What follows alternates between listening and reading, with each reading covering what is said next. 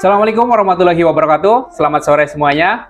Selamat datang di SLB Negeri Pelambuan Channel bersama kami masih dalam program Ramadan Istimewa.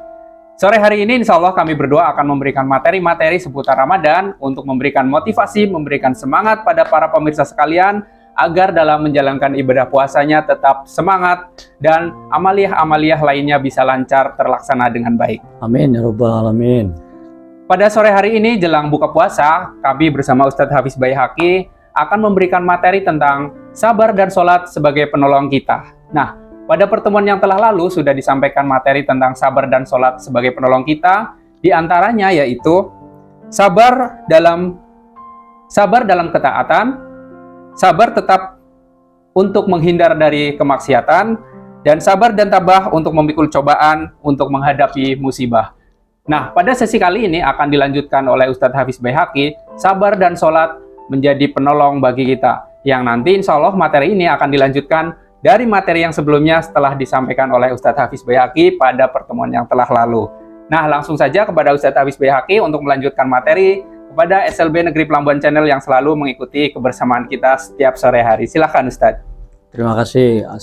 Assalamualaikum warahmatullahi wabarakatuh. Waalaikumsalam warahmatullahi wabarakatuh. Bismillahirrahmanirrahim. Alhamdulillah wa syukurillah. Wassalatu wassalamu asyrafil anbiya'i wal mursalin Sayyidina wa maulana Muhammadin wa ala alihi wa sahbihi wa barik wa salim ajmain.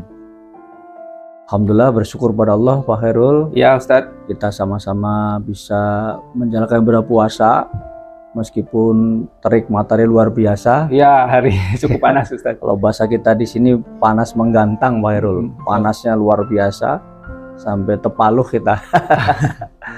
Di sore hari ini kita lanjutkan bincang-bincang kita tentang menjadikan sabar dan sholat menjadi penolong, khususnya pada bab yang kedua atau bagian yang kedua, menjadikan sholat sebagai penolong. Iya baik Ustadz, jadi pada sesi yang telah lalu sudah disampaikan bahwa ada beberapa kesabaran yang akan menjadi penolong bagi kita. Nah, untuk kali ini jadi sekarang bagaimana ini Ustadz mengenai pembahasan tentang sholat. Nah, sholat yang seperti apa yang bisa menjadikan penolong bagi kita semua Ustadz? Ya, yang pertama hadis Rasulullah Imam Ahmad, qala Nabi sallallahu alaihi wasallam, idza hasabu amru sholat.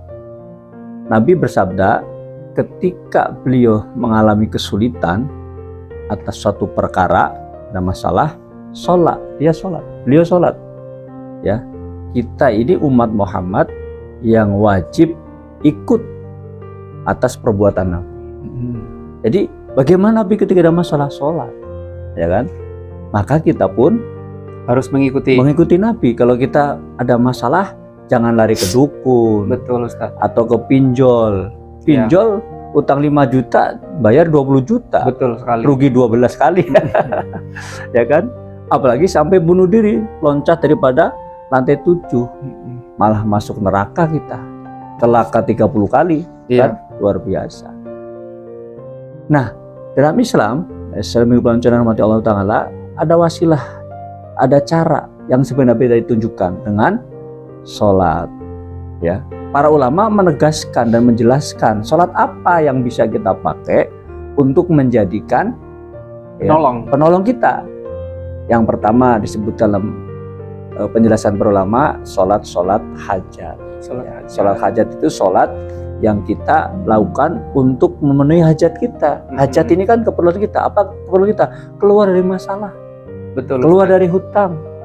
Keluar daripada patah hati, ya kan? Kekecewaan. Begitu ya Ustaz. Macam-macam lah itu kita sholat hajat memohon pada Allah Subhanahu wa taala, ya kan? Nah, sholat hajat itu sholat 2 rakaat. Bisa dilaksanakan ya, afdolnya pada saat sholat setelah maghrib 2 rakaat.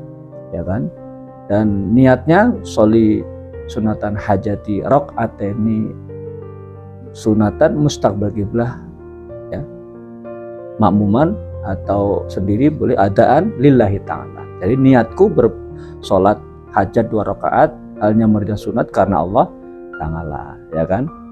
Nah, setelah itu membaca daripada surat Al-Fatihah sebagai sholat yang lainnya, seperti semua sholat sunat lainnya, ya kan. Al-Fatihah sebagai rukun, baca surat Al-Kafirun 10 kali di rakaat pertama, di rakaat kedua setelah Al-Fatihah membaca surat Al-Ikhlas 10 kali. Surah Ikhlas tahu lah. Iya. Qul huwallahu ahad. Jangan-jangan surah Ikhlas, surat Al-Ikhlas, Al-Ikhlas surat Qul huwallahu ahad itu 10 kali. Atau kalau ndak hafal, rakaat pertama membaca ayat kursi, ya. Dan rakaat kedua membaca surat Al-Baqarah di ayat yang terakhir, Amanah Rasul, ya. Tuh. Nah, di sujud terakhir, di rakaat kedua sujud terakhir sebelum kita tahiyatul akhir, itu yang pertama membaca doa Rabbana atina fid dunya hasanah wa fil akhirati hasanah wa qina adzabannar 10 kali. Kemudian sholawat kepada Nabi, Allahumma sholli ala Sayyidina Muhammad wa ala ali Sayyidina Muhammad 10 kali. Dan membaca wirid Subhanallah walhamdulillah wala ilaha illallah wallahu akbar 10 kali. Itu sholat sunat hajat kita untuk mengeluarkan diri kita berhajat keluar dari masalah kita atau hajat apa saja, ya kan? Itu yang pertama. Yang kedua, yang sholat juga dianjurkan untuk menjadikan pertolongan, sholat istikharah. Sholat istikharah. Ya, sholat untuk menentukan pilihan. Kan kita kadang-kadang masalah pilihan jadi repot. Betul. Bisa pekerjaan tadi ya kan? Kita jodoh, bisa juga pekerjaan. Kita diterima di 3 perusahaan. Nah, ya. Semuanya gajinya besar.